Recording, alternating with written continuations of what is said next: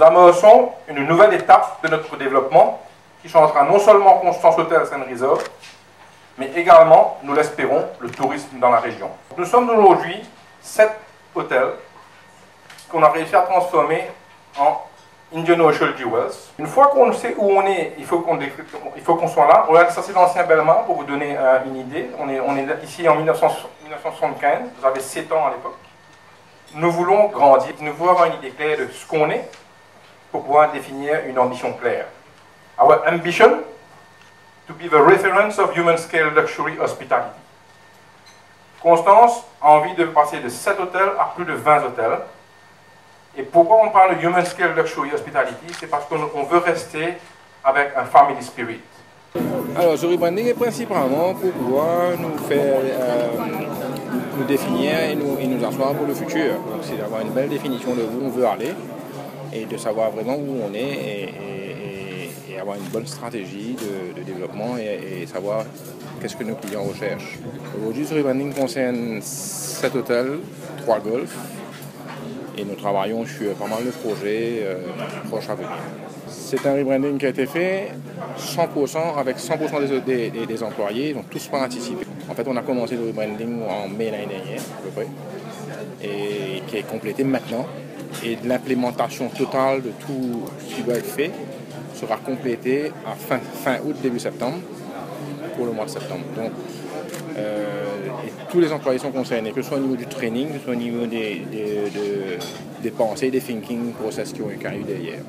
Enfin, comme toute bonne institution hôtelière, il est bon que je te fais un exercice de remise en question. Et moi, bien content que le groupe Constance fait une remise en question sur branding. Et c'est très, très bien pour l'innovation et pour l'esprit créateur, parce que l'industrie du tourisme, c'est une industrie qui s'innove. Et nous sommes quand même à la pointe des marchés, des demandes et des exigences des ventes touristes. Un peu comme nous-mêmes pour le MTPA, nous pensons pour faire un exercice de rebranding. Parce que Maurice, c'est un plaisir, c'est un peu, il n'est pas passé dans tout le marché du tourisme qui nous permet de promouvoir.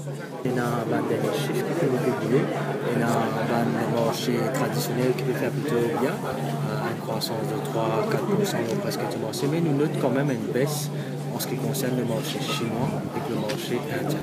On connaît le marché chinois, le marché indien, c'est un marché qui n'est pas macho. C'est pas un marché qui fait évoluer comme les marchés européens et les autres marchés. Le tourisme chinois est très saisonnier pour la fête du printemps, pour les vacances qui est là en Chine. Là, il y a une augmentation des touristes chinois, mais nous avons envie quand même que trouve des autres groupes qui sont capables de remplir nos avions de la Chine pendant tout le cours de l'année. Pour l'Inde, pareil.